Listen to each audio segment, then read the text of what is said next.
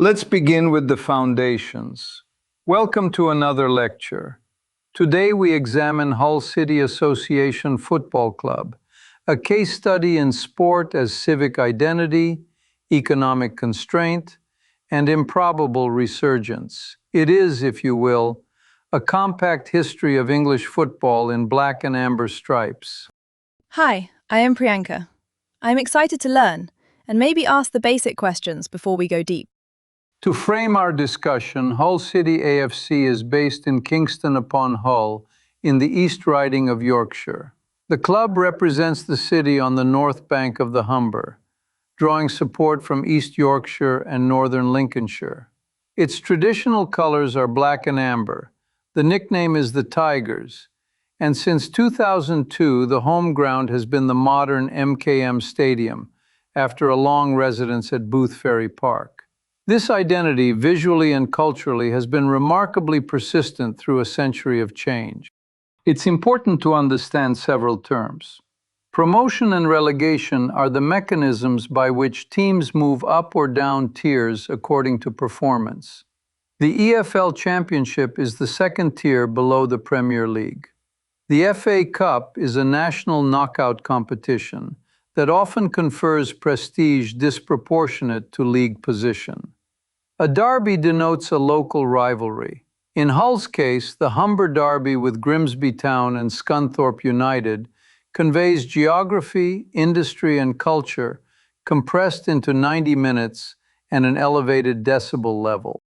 So, if someone is totally new, we can say the club is a regional symbol, its colours tell a story, and the league system is a ladder you climb or descend each season.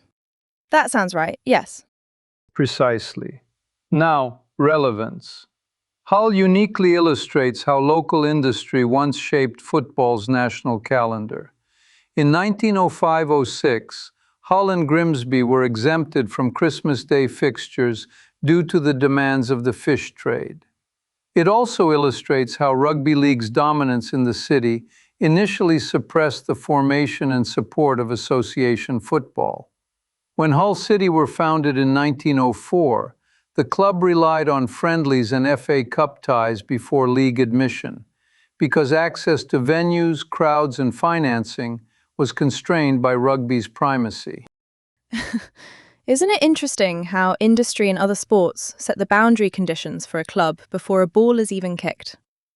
It makes me wonder how much of football is actually about economics and logistics rather than tactics. Fundamentally, quite a lot. Now some basic facts and a brief history. Founded on 28 June 1904, Hull played their first match that September, a 2-2 friendly draw with Notts County at the Boulevard, which was a rugby venue. The first competitive tie followed in the FA Cup against Stockton. Admission to the Football League's second division came in 1905-06, and in March 1906, Anlaby Road became their new home. Narrowly missing top-flight promotion in 1909-10 by the old goal average tiebreaker became an early what-if that echoed for decades. Moving forward, the club oscillated between divisions, with memorable peaks. The 1932-33 Third Division North title, Rach Carter's galvanizing leadership and promotion in 1948-49, the renowned 1965-66 Third Division winners under Cliff Britton, featuring record appearance maker Andy Davidson with 579 matches, and record scorer Chris Chilton with 222 goals.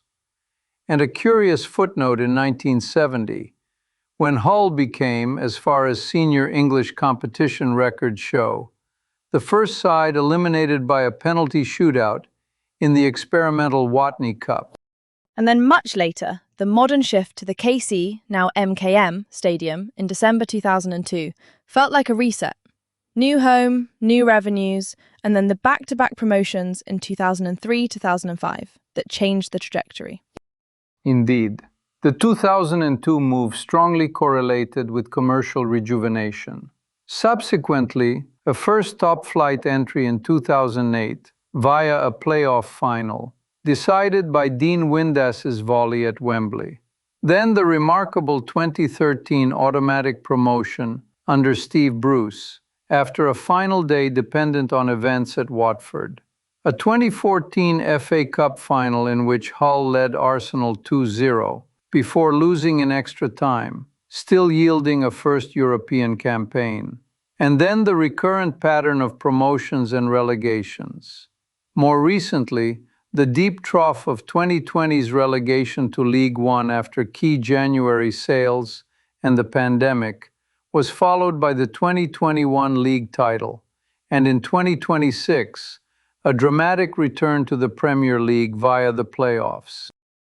Before we get to the complexities, a brief personal note. I have long been drawn to the intersection of socioeconomics and sport.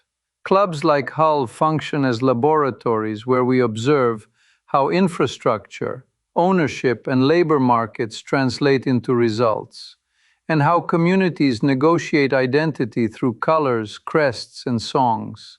Mathematically, the variables are messy, but the patterns are instructive. This brings us to three big questions we will examine today. First, a historically open question concerning rugby league's early dominance and its precise impact on Hull City's formative years. Second, a counterfactual from May 2013 and a missed penalty that changed the narrative arc. Third, a present-day unresolved question on managerial churn, ownership philosophy, and the quest for alignment between style, recruitment, and results. Professor, I'm curious about that first one. How exactly did rugby league dominance shape Hull City's early years, beyond the general statement that it made things harder? In this context, we should be concrete. Rugby league's institutions controlled the best venues and the existing paying audience. Hull City's first match in 1904 took place at the Boulevard, which belonged to rugby interests. Without league status, revenue was inherently volatile. Hence the reliance on friendlies and early FA Cup rounds for gate receipts. The calendar and local press attention were already saturated by Hull FC and Hull Kingston Rovers, which shaped not only matchday logistics but also sponsorship and municipal goodwill. Only after demonstrating viability did the Football League admit Hull in 1905-06, which normalized fixtures, stabilized cash flows, and began to invert the perception that football was a secondary pursuit in the city. Professor, could you clarify the transition point? How did they go from ad hoc friendlies to that more reliable league calendar? Was it performance, lobbying, or just geography filling a slot in the pyramid? We can infer a composite mechanism. Performance in early matches mattered, but so did organizational competence and the Football League's strategic aim to broaden geographic coverage. Hull's market size and transport links made it attractive once basic viability was proven. Admission to the second division in 1905-06 formalized scheduling. A telling detail is the fish trade exemption for Christmas Day fixtures granted to Hull and Grimsby, which shows the league was willing to accommodate local economic rhythms. The move to Anlaby Road in March 1906 further entrenched control over matchday operations, which in simpler terms meant they could finally plan rather than improvise. That helps. So the bottlenecks were venues, predictable income, and audience attention. And league status unlocked all three. Exactly. Next, let's transition to another aspect, the counterfactual of May 2013. On the final day, Hull drew 2-2 with Cardiff City. Nick Proschwitz missed a late penalty, and promotion then hinged on Leeds United defeating Watford, which they did via a late Ross McCormick chip mishandled by a substitute goalkeeper. The question is, what if Hull had finished 3-1, removing dependence on events at Vicarage Road? What if we thought about it like this? If the penalty had gone in, Hull's promotion would have been secured cleanly. Would that have changed the club's narrative, psychology, or even recruitment in the Premier League that followed? Arguably, the immediate financial outcome is invariant. Promotion revenues arrive either way. But psychologically, a self-contained win tends to produce a stronger internal narrative of control rather than contingency. That can influence risk appetite in the ensuing transfer window, perhaps a slightly firmer hand in negotiations, and a marginally different tolerance for early season volatility. It is worth noting that under Steve Bruce, recruitment in summer 2013 was already coherent, bringing in Premier League experience and technical quality, so the structural choices likely persist. However, the folklore changes.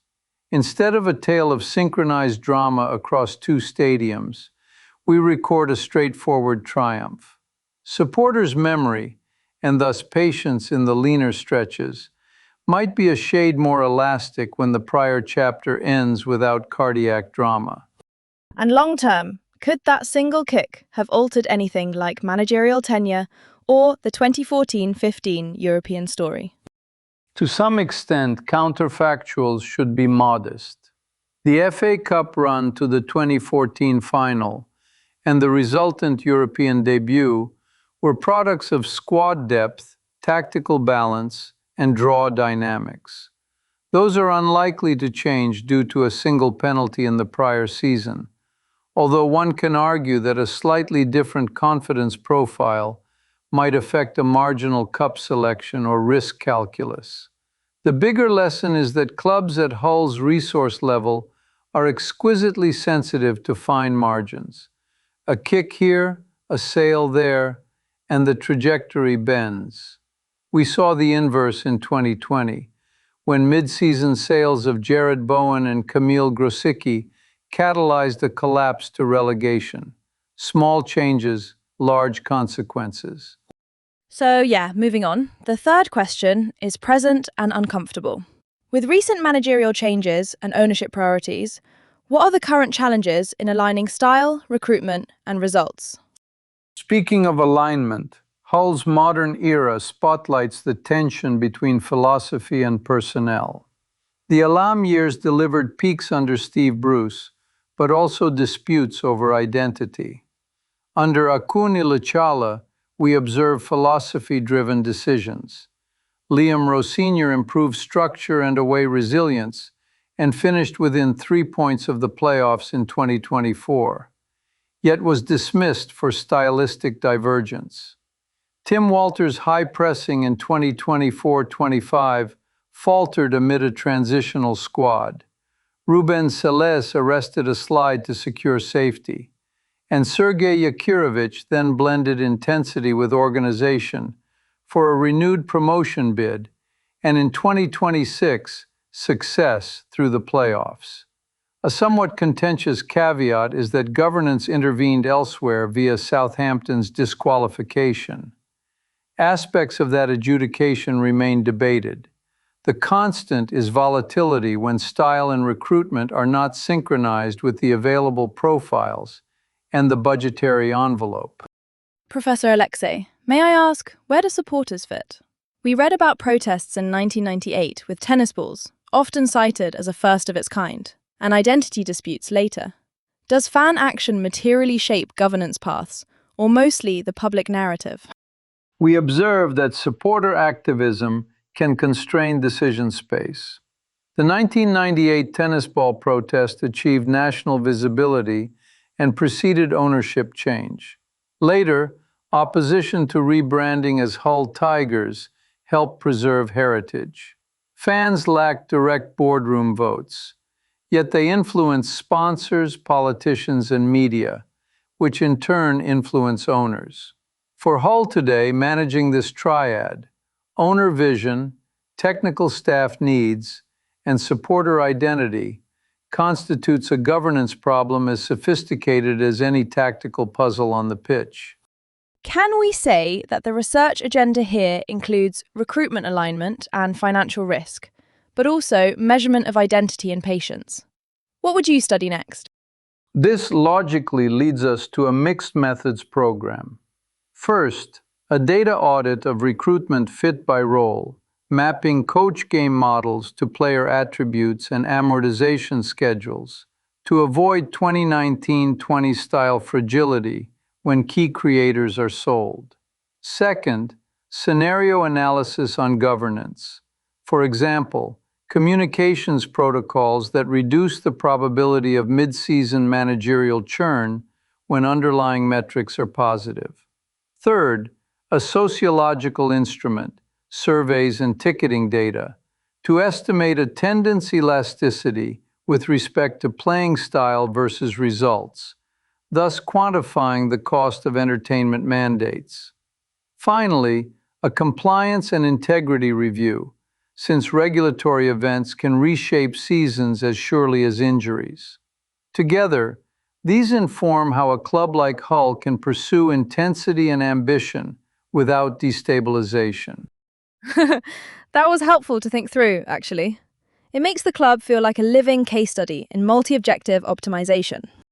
In conclusion, Hull City A.F.C. is a club whose black and amber tell a story of industrial rhythms, rugby rivalry, oscillations across tiers, and moments of astonishing ascent. From Windass at Wembley in 2008 to the stoppage time winner of 2026. We posed 3 questions about origins, contingency, and governance. The answers are partly in the record and partly still unfolding. For further study, compare Hull's industrial imprint with other port or factory cities, and observe how local economies and identities are inscribed on the fixture list and the balance sheet. Thank you for listening. May your next data set be as surprising as a cup tie decided on penalties. Thank you, Professor. So, I guess that kind of sums it up. See you next time.